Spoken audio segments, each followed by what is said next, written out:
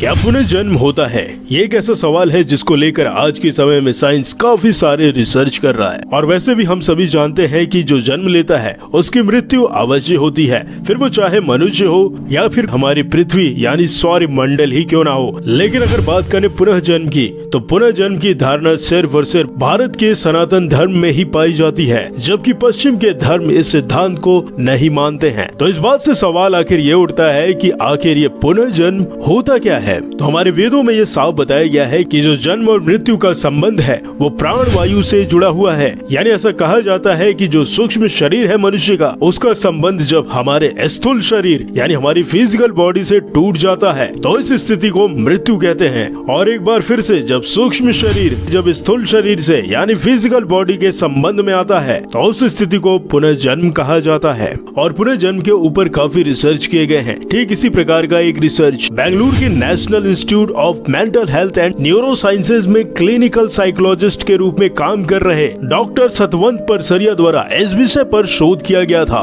और उन्होंने जो भी पुनर्जन्म पर रिसर्च किए थे उन सभी शोधों में मिली जानकारियों को उन्होंने अपनी एक पुस्तक में भी प्रकाशित किया है, जिसका नाम है AIIMS of recognition and empirical study of classes in India. और ये पुस्तक इतनी ज्यादा इम्पोर्टेंट हो जाती है क्योंकि इस पुस्तक में करीबन 1973 के बाद से भारत में हुए लगभग 500 पुनर्जन्म की घटनाओं का उल्लेख मिलता है। और आज के समय में पुनर्जन्म पर अमेरिका की वर्जीनिया यूनिवर्सिटी के वैज्ञानिक डॉक्टर इयान स्टीवेंस ने लगभग 40 साल तक पुनर्जन्म के विषय पर शोध करते रहे। और इसके बाद उन्होंने भी एक रिकॉग्निशन एंड बायोलॉजी नाम की पुस्तक निकाली। और इस पुस्तक को भी पुनर्जन्म के लिए एक महत्वपूर्ण शोध वाली पुस्तक मानी जाती है। तो कुल मिलाकर हिंदू धर्म में पुनर्जन्म की बड़ी मान्यता है, लेकिन विज्ञान इसको लेकर कभी भी कंफर्म नहीं हुआ है, यानी इस पर हमेशा रिसर्च करता रहा है। लेकिन तमाम ऐसे केसेस सामने आए जो ये साबित कर रहे थे कि पुनर्जन्म होते हैं। यानी करीबन 38 साल पहले उत्तर प्रदेश के इटावा जिले में एक ऐसी घटना सामने आई जिसने वैज्ञानिकों का नजरिया पूरी तरीके से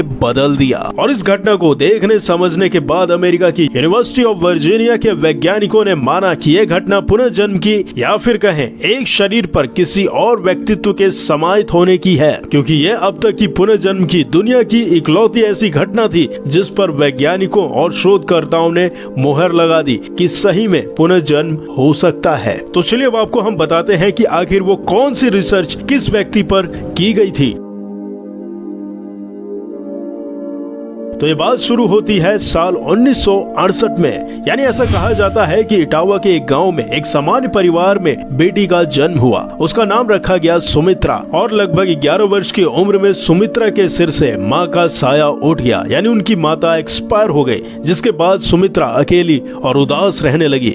जब वो मात्र 13 साल की हुई तो उसकी शादी पड़ोस के गाँव के एक लड़के जिसका नाम जगदीश था उसके साथ कर दी गई। लेकिन सुमित्रा का अकेलापन से पीछा ससुराल में भी नहीं छूटा, क्योंकि उसका जो पति था वो काम करने के सिलसिले में गांव से बाहर रहने लगा। लेकिन कुछ ही समय के बाद सुमित्रा के जीवन में भी खुशियां आने लगी। और ये खुशियां आई उसके बेटे के जन्म के बाद, क्योंकि वो हमेशा अपने बेटे के लालन पालन करने में व्यस्त रहा करती थी। लेकिन एक दिन एक ऐसी घटना हुई जब वो पानी भरने के लिए एक पास के कुएं में गई। तो जब वो पानी भर के लौट रही थी तभी अचानक से वो एक मूर्ति जैसी खड़ी हो गई, यानी उसका पूरा शरीर अकड़ सा गया था। और जब कुछ देर तक यूं ही सुमित्रा टस से मस नहीं हुई तो गांव के आसपास काफी ज्यादा भीड़ इकट्ठा हो गई और सब हैरान थे कि आखिर सुमित्रा को ये क्या हुआ है। लेकिन कुछ देर के बाद जब सुमित्रा सामान्य स्थिति में आई तो उसको ये सब कुछ पता ही नहीं था कि आखिर उसके साथ हुआ क्या है। और उसके बाद वो फिर से नॉर्मल हो गई, यानी वो कुछ दिनों तक बिल्कुल नॉर्मल रही, जिसके बाद लोगों को ये लगा कि शायद कुछ देख के ये डर गई हो, इसीलिए ऐसी स्थिति में आ गई हो। लेकिन कुछ वक्त बीतने के बाद एक रोज फिर जब सुमित्रा के साथ यही हुआ, यानी उसका शरीर फिर से अकड़ गया, तब ऐसा बताया जाता है कि उसके जो सास ससुर थे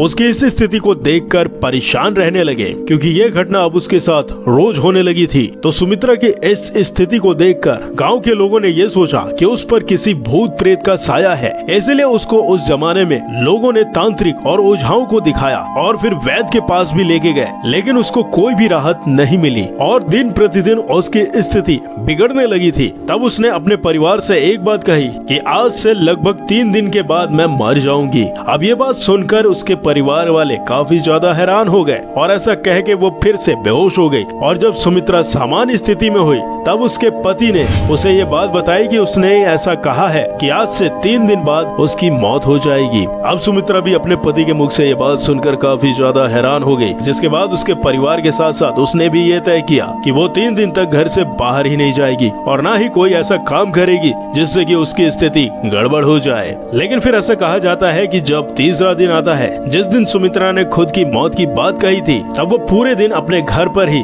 अपने कमरे में रही थी।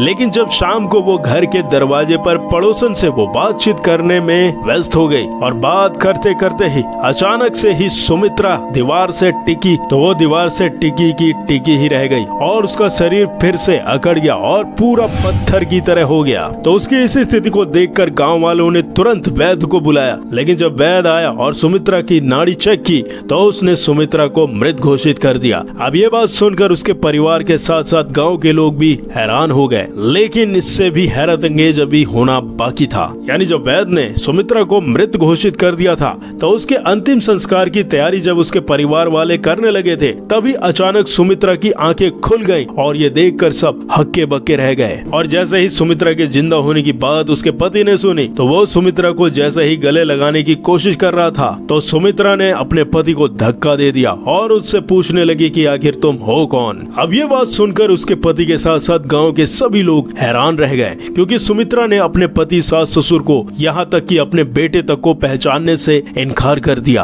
और उसने अपने परिवार से कहा कि उसका नाम सुमित्रा है ही नहीं, उसका नाम शिवा है।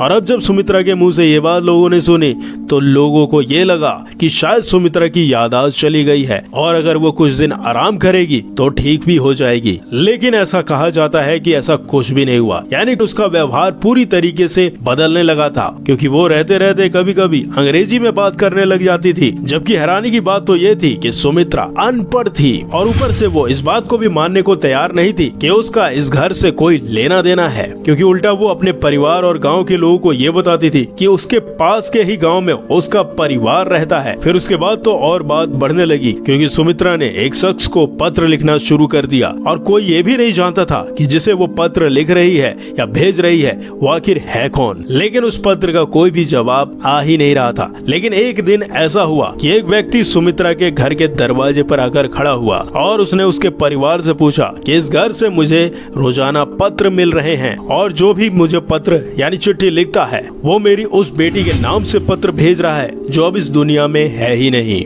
अब उस व्यक्ति की आवाज सुनते ही सुमित्रा घर से बाहर दौड़ी चली आई और जैसे ही उस व्यक्ति को उसने देखा उसको जाकर गले लगा लिया और सुमित्रा ने कहा कि पापा मैं आपकी शिवा हूँ, आपकी बेटी। अब ये बात सुमित्रा के मुंह से सुनकर वो व्यक्ति हक्का बक्का रह गया। लेकिन जब धीरे धीरे सुमित्रा ने अपनी पूरी कहानी बतानी शुरू की, जैसे कि वो कहाँ पढ़ा करती थी, उसके परिवार में कौन कौन थे, उसकी हत्या आखिर कैसे हुई, और जब ये सारी बातें सुमित्रा या फिर कहें शिवा ने सही सही बताई तो उसके बाद उसके पिता यानी जो कि शिवा के पिता थे वो एक फोटो एल्बम लेके आए और उस एल्बम में सभी को पहचानने के लिए कहा कि किससे उसका क्या रिश्ता है। अब एल्बम देखने के बाद शिवा ने सब कुछ सही सही बताया उसके साथ उसका क्या रिश्ता है। अब ऐसा देखकर शिवा के पिता को ये यकीन हो गया कि ये जो सुमित्रा है ये शिवा ही है और उसका ये दूसरा जन्म हुआ है। अब ये बात धीरे धीरे आग की तरह पूरे भारत में फैल गई, यानी ये घटना मीडिया में भी अब आने लगी और चारों ओर इसकी चर्चाएं होने लगी और दूर दूर से लोग सुमित्रा या फिर कहें शिवा से मिलने आने लगे और ये खबर इतनी ज्यादा फेमस हो गई कि ये खबर अमेरिका तक पहुंच गई और पुनर्जन्म के विषय पर काम करने वाली तमाम अमेरिका की जो संस्थाएं थी वो सक्रिय हो गई और उन्होंने ये कहा कि इस घटना की हम हर एक एंगल से जांच करना चाहते हैं। तो सबसे पहले university of Virginia school of medicine के पुनर्जन्म शोधकर्ता इयान स्टीवेंस और बेंगलोर के national institute of mental health and neuroscience के हेड भी इस घटना की सच्चाई को जानना चाहते थे। और जब उन्होंने सुमित्रा पर रिसर्च करनी शुरू की तो उन्होंने गांव के उन सभी लोगों से बात की जिन्होंने सुमित्रा की मौत के बाद उसके फिर से जिंदा होने या फिर उसको शिवा बताने की घटना को करीब से देखा था। और उसके साथ ही साथ रिसर्च टीम सुमित्रा के साथ साथ शिवा के परिवार से भी बात करने लगी थी। फिर ऐसा कहा जाता है कि जब रिसर्च शुरू हुआ तो सुमित्रा ने लगभग 23 लोगों को फेस टू फेस पहचान लिया था। जिसके बाद बेंगलोर रिसर्च टीम ने साल 1985 में नवंबर के समय में सुमित्रा के साथ इंटरव्यू की एक सीरीज चलाई और ये सीरीज इतनी ज्यादा फेमस हो गई क्योंकि जो सुमित्रा थी, जो अपने आप को शिवा बता रही थी, वो बहुत ही अच्छी अंग्रेजी भी बोल ले रही थी, जबकि वो पूरी तरीके से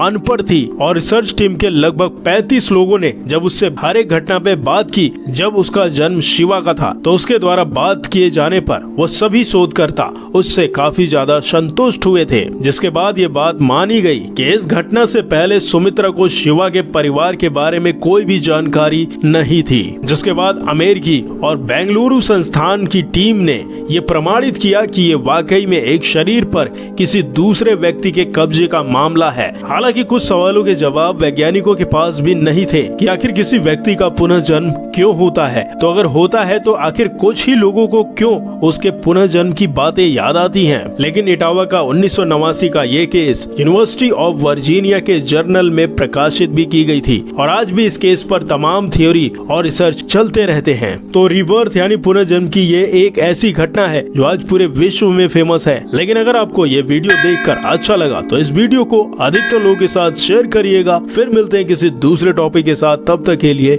नमस्कार।